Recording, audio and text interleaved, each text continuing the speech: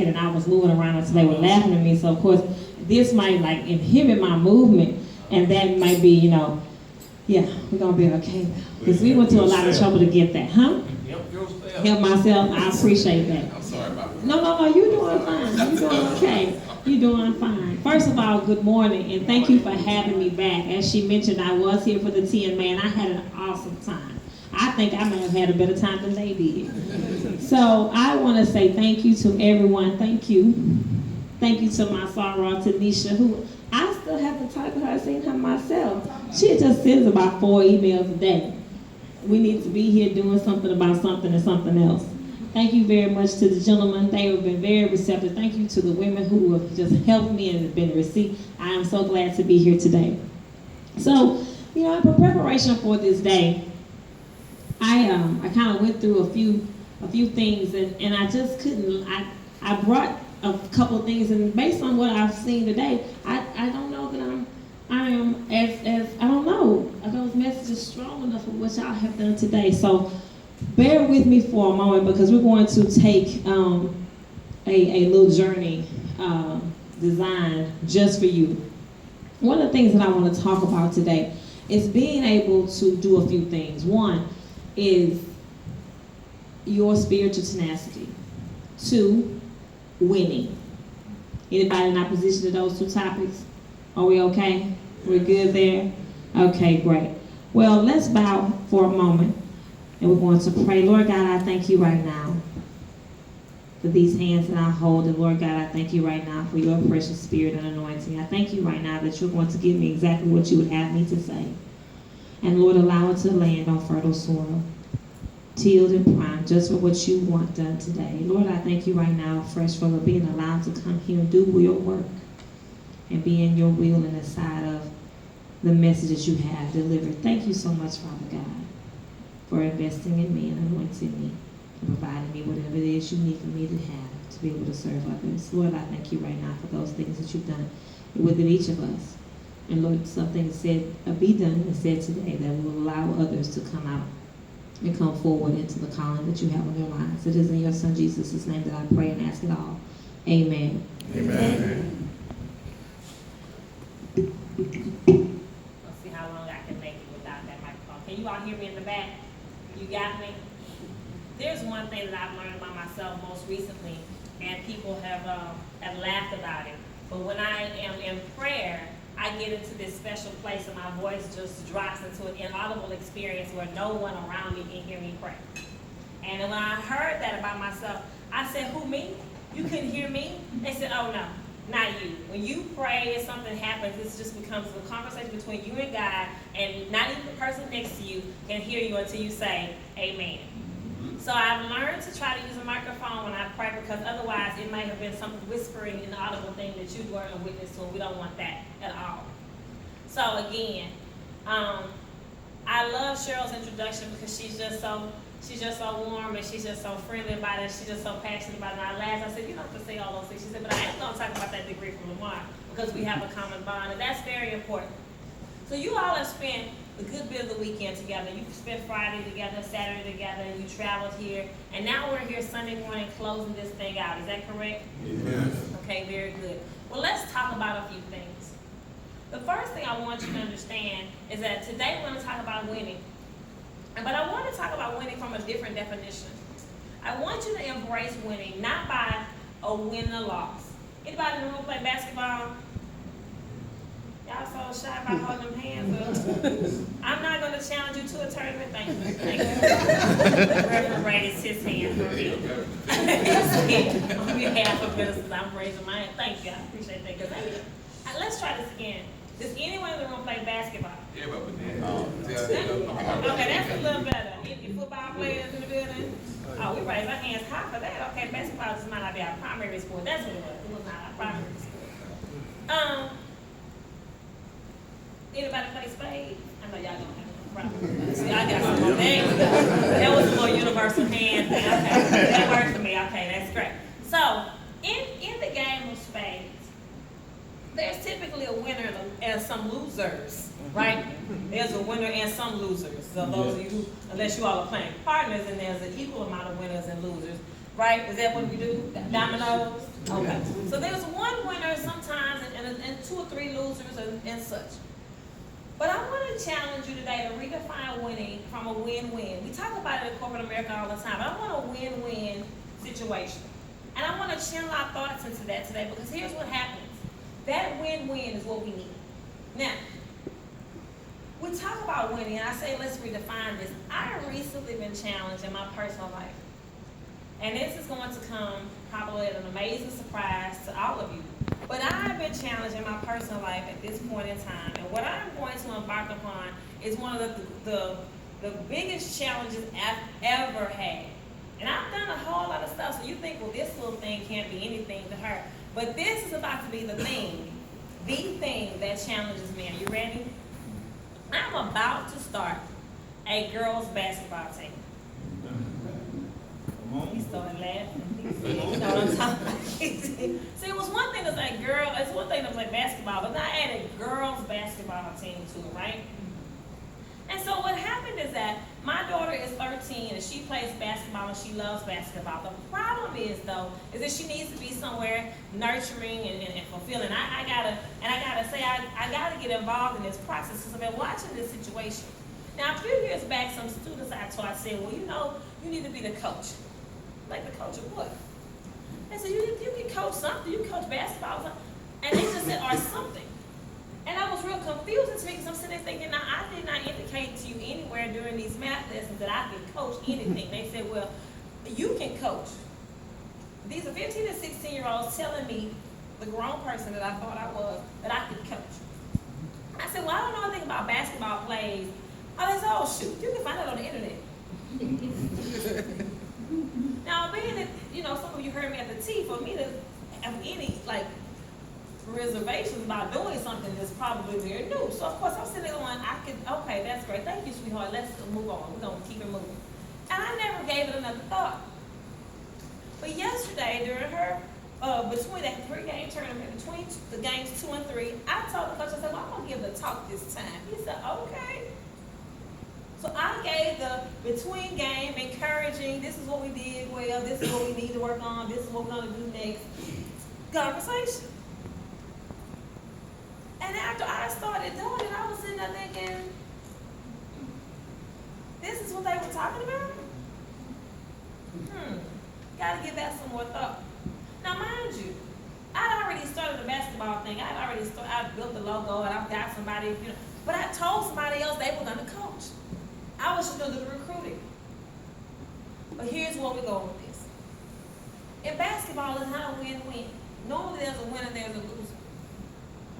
But sometimes the winner and the loser are on the same team. And we want to talk about the win-win that comes out of a team that works together, that moves together, that orchestrates a game together, that pulls together in the crunch and comes out of the clutch a winner. Now, it may still say L on the board, but the difference is we walked away with the spirit of excellence, knowing that we had done all that we were supposed to do, had given it our very best. Because the chances are, most of the time when there's a loss, sometimes it's because somebody didn't feel like they were giving their very best. They didn't feel like it. So let's talk about it. Winning has a couple of elements to it, okay? One of it is, why do we need to win? Why is winning even important? Winning has a cost. It has a price. Winning requires practice and planning.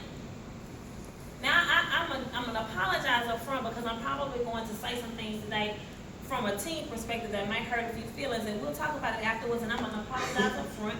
And it's not personal, but it's just an indication. It's the best example of what I have to offer. I'm all about practice. I teach math. Practice is important. But I do not like Allen Iverson because he has no work ethic. Winning requires work ethic. We spent 2 minutes and 24 seconds watching a YouTube video on one of my classes, or several of them actually, because he said practice about 25 times. We talking about practice? Practice, you recall. You can look it up. You can Google it on your phone in a few minutes. But here's the thing. Winning requires practice. It is not something you just walk up and do. I'm going to just win today, thank you. Even if you do that, what we don't see is the prior preparation. There's some preparation somewhere, somehow, at some particular point.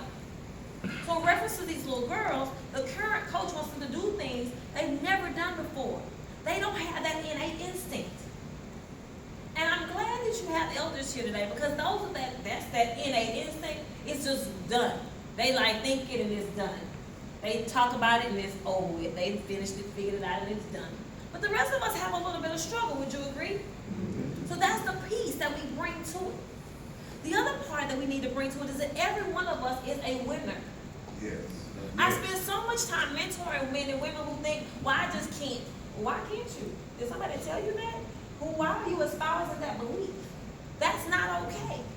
We don't need to inhabit that fear. We don't need to inhabit that as a function. It's not what we do. You are a winner, period. Why? Because you're present. Most of the time, winning is a function of showing up. You can't win if you don't show up. If you stay home, stay in the bed, curled up. I mean, I know it was a challenge this morning because it was raining. And you know, in Houston, Texas, be honest with yourself. We'd rather sleep than drive and rain. Not because of us. We're certainly not the reason why. But there's other people who cannot drive when it's just raining. Simple precipitation. Okay? So understand that sometimes winning is just about you showing up. Did you come? Did you come in the building? Did you get here? There's a movie called not Moneyball, but it might have been Moneyball. No, it wasn't Moneyball. But anyway, it was a movie. It's not to little kids. He said, I just respect the fact that you show up. Sometimes winning just is a function of showing up. We can win if you show up. Period. We played a team yesterday, and I challenged the fact that I said, well, it was just 6 little girls, now there's 10. Where those other 4 little girls come from? Well, if they were on the roster, they can technically play. I said, well, did we check roll? Anybody check for that? They looking at me, I said, well, on the technicality, I need to understand. So they like, okay, never mind. I said, okay, we're fine. Showing up is part of it. You show up, you practice, you ask questions. And that is a formula for a winning situation. Okay? When one of those elements are missing out of one of the participants, our chances of winning decreases. Okay? So what does that look like? Now also, there's a unity in winning. When we win, what do we do together? Celebrate. We come together on a basketball court, we go to the center, whether we're at home or not, and we do that little rocking thing, we get in that circle, and we do the rock thing, and it works out. We're like, oh, this is cool. We won in somebody else's house. Now I'm gonna tell you right now, if there are any LeBron fans, this is going a little south real fast, you know, I'm so fast. I'm not a Warriors fan because I'm a Clippers fan. Okay? I know I told you this was gonna go, but I apologize in advance. Well, really, for the native Houstonians in the building, I'm not a Rockets fan either. Let's be clear. Amen. Now I'm a West fan. I'm a fan of the West. But if they had snuck by Stephen Curry, I was gonna absolutely be busy every night of the finals. I'm just saying. Anyway, back to what we were working on. I just need you to understand that LeBron did not win because he's not a team player. He needs to be in tennis, golf, and wherever other singular sports are available. Because he's the best player. But you're not the best player if the other 4 people do not feel like you have brought them along and elevated them. So there are even lessons to learn from losers. And is LeBron a loser? Probably not on paper. But his attitude just doesn't help the team make it. See, real winners say, hey, look, team, we the best team it is. Let's go beat these boys. They don't have nothing on us. But there are some parts during those games where he's standing, those team members are standing, so they just watching. Let's see how far the best player can go. You can turn the attitude off of the other winners around you because you're so winning that you can't help other people be a winner too. Be a winner too. It's collective winner activity. We all have to win together. And so I asked my team yesterday, I said, well, what do you can do to help her feel better about what she does in her room? And they said, oh, well, I said it involves communication, right? Winners and winning involves communication. You have to talk to the other winners around you saying, okay, we're going to do this, and we do that, and they're watching. And people are watching you. What does your walk say about your winning attitude? What do people see when they see you? Do they see, well, you know, it's not gonna go that way. She's not in a bad mood. She's not in a good mood. Or is it gonna go, oh, she is in a good mood. It's gonna work out. As a previous retail manager, I would walk into my building, they would look at me from head to toe, they would check out my whole outfit, and they would indicate by my outfit what today was going to look like. Their worst days, like with the most work possible ever, was when I would wear red shoes. If I had on my red kid tennis shoes, we were gonna work all day. I would never see the insides of my office. I told somebody else, they'll take my purse to the back and it's on from the front door to the back from the time I get to the time we leave. They would be like, they would be texting each other, bring your sweats, don't dress up. She's in here and she's tearing it up. But they knew that the results were gonna be very powerful. We would stay all night and work. Anytime you've been into a store, whether yesterday the dress was here and today the dress is over here, that means somebody stayed somewhere all night and moved. Especially if that's not the only thing that moved. If the whole store is different, that means some teams stayed all night, just so you know. So they would say to me, you know, well, do you like it? Do you like it? I said, do I like it? Is going to be based on does it sell? And the reason I wanted them to understand that was because it wasn't based on my emotional decision tied to the clothes. If the customer liked it and it sold, that was a good decision you had made. But that was designed to equip them to be what? Winners. I needed them equipped and ready to go to the next place in their life. And that's what we have to do to each other. Does my walk, does my winning attitude, does my winning spirit embody, envelop, inspire the people around me? Does that become contagious? And do they understand now what we're about to do? Okay? When you do anything that you're doing, do you feel like a winner? Do you feel successful? Because winning is all about achievement. And when you win, that spirit becomes contagious. Who says, well, I won today, you know, if we lose tomorrow, it's no big deal? Who says that? Nobody. If I win today, I'm determined to keep this going, and I want to win again and again. Right now, I'm on a streak. I'm on a roll. We done mastered this art of winning. And when someone new comes on, what do? You train them to win. Look, we got a winning record. We working on another one. We want to make it happen. We want you involved. And so you talk about it like that. You talk about it from that perspective. Okay? So when you consider what does winning really do, how do you make that happen everywhere you are? It starts with you. What do you bring to the table? What do you bring to the relationship? What are you going to do? Okay? What happens when do you come in and figure things out and make it work out around you? I'm missing church right now as well, and at 8 o'clock I'm what's called a service lead. So when things are not going quite right, they look at me like, well, what are we going to do? My job is to have a solution. My job is to have a solution. There's no time to complain. There's no time to be upset. There's a solution. Go get it, find, figure it out. Make it happen. And with a smile. My church mother said to me, she says, when you start walking, people get concerned. I said, thank you for telling me that. She says, you can't walk. You got to text. You got to send messages. And we'll make it happen for you. But don't move. When you walked up that aisle, people went into a panic. That was not mine. That was not what I wanted. So I took her advice. Why? Because there's also wisdom in winning. There's wisdom in the experience of others. You've got to look at that wisdom and say, okay, what do you bring to the table? Everyone brings something to the table. Every time. And if you ever want to know why you're on the team with someone, you can use this anywhere. You want to know why your boss put you with this person, next partnership group, go ask them, hey, why did you put me with her? And there should be some type of answer. There should be some indication as to why you were put with this person. You're to learn something and you're to teach something everywhere you are. Now, I challenge people that I work with all the time, and my particularly when I'm volunteering in church. Individually in this room, you all own businesses and run businesses. Y'all make millions of dollars and hundreds of thousands of dollars for other people. Do you drop that talent base at that door when you walk in here? Amen. Do you do that?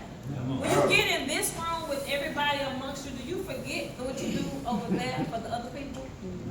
That's what you're not supposed to do. You're supposed to bring all those talents in, put them on the table, and we're just gonna have just a whole table pile of talents, and then I can just pick through your talents and say,